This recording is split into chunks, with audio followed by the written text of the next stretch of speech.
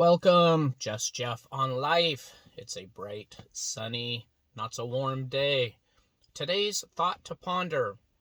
If you know a contractor, you probably know a problem solver, expert level. If you know a contractor, you probably know a problem solver, expert level. Bear with me. If you can imagine making a Thanksgiving dinner and the burner doesn't work, what do you do then? You have to solve that problem. What if you found out you thought you had stuffing and you didn't? Now you got to make a run to the store or send someone to the store. What if you find out more people are coming than you had planned and someone doesn't like turkey and you'd like to get a ham? And maybe you ran the dishwasher and you forgot to put soap in it, and all your dishes still have food on them and you've got to run the dishwasher. Now I'm just making stuff up. As a contractor, every project is like that Thanksgiving dinner. Every project. Now internally, I've decided, told myself, I've got to stop living in the what if. What if everything went perfect? It never does. Now I think to a degree, I don't give myself credit for being, I'm a problem solver, like master level, expert level. And as I have workers and over the year, I have solved so many problems, you forget the level at which you're competent at solving problems. And you can teach and train, I can teach and train people to do most of what I do. It takes years, decades to be the master problem solver. Now you might be listening and thinking, so am I, or you. Yes, I assume so. Now I'm going to say first, probably all tradespeople that you deal with are problem solvers, master level problem solvers. Now here's one thing I'd like you to take from this, and then I'll get on and reach a conclusion. That's probably taken for granted.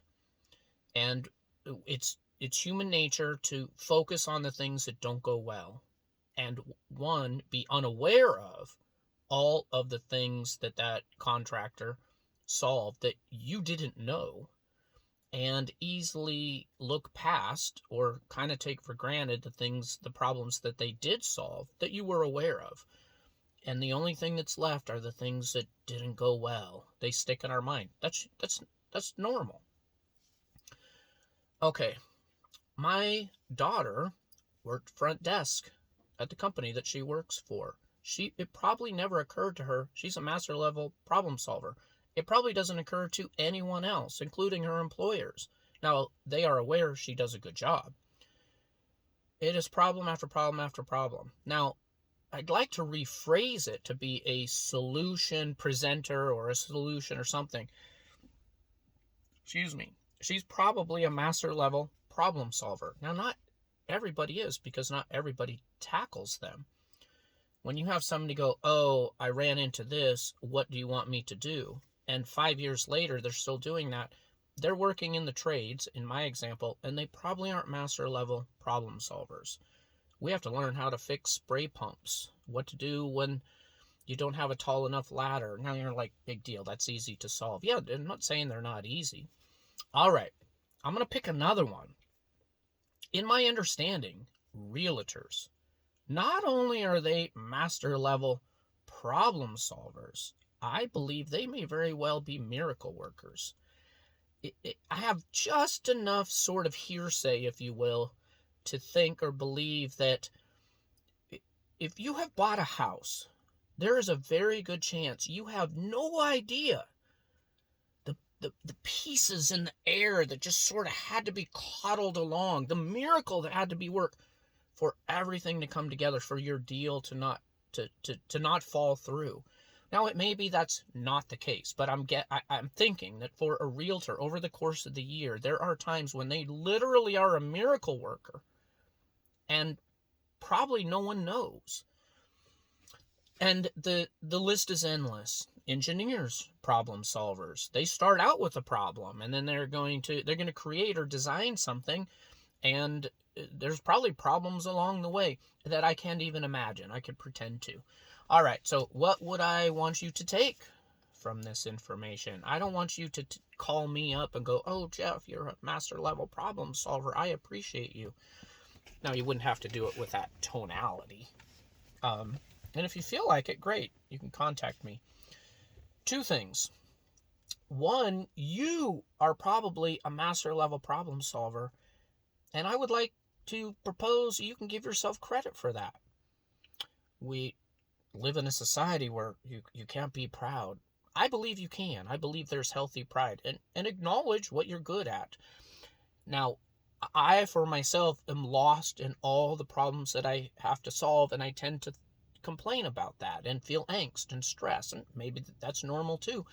But reality is, I have solved all of them in all my years of being a contractor for 20 years. And I try to remind myself nothing yet has killed me. And I've found a problem or a solution for all of them. Are there some I haven't? Yeah, at times you got to go, you know what? I've done the best I can. There's nothing more that can be done. And on occasion, I got to walk away and go. It may even be that I'm not happy with the solution I was able to come up with. Those are far and few between.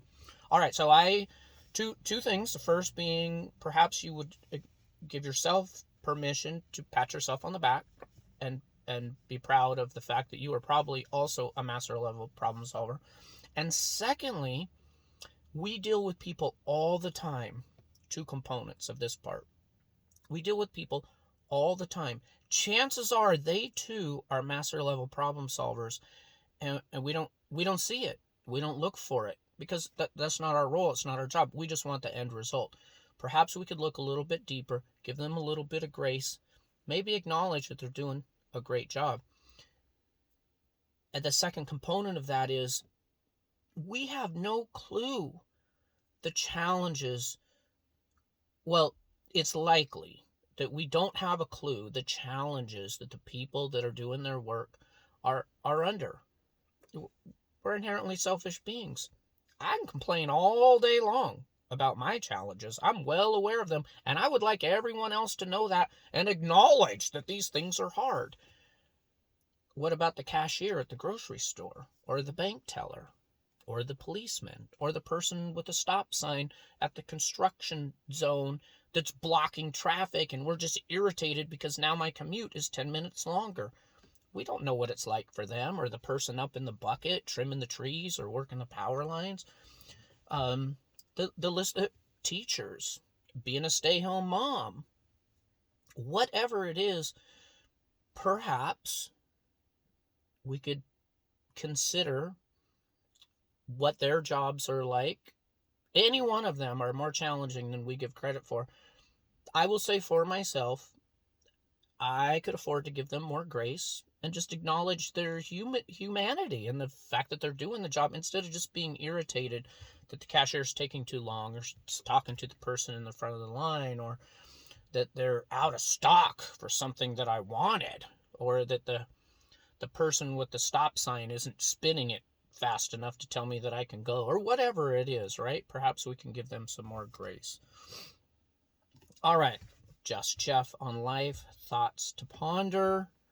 If you know a contractor, you probably know a problem solver, expert level. And very likely you too are a problem solver, expert level. Please give yourself a pat on the back, acknowledgement. You don't have to. Maybe you don't want to do that. And maybe in looking around you and the people that you deal with, maybe acknowledge that they too are probably expert problem solvers. And nevertheless, we do not likely know the challenges of their job. Maybe we could give them grace. And if we really want to be risky and brave and vulnerable, maybe we can compliment them. Even if they aren't doing an excellent job, but we can tell they're putting in a tremendous amount of effort to do the best that they can. That's it. Signing out. Just Jeff on life. Let me know your thoughts.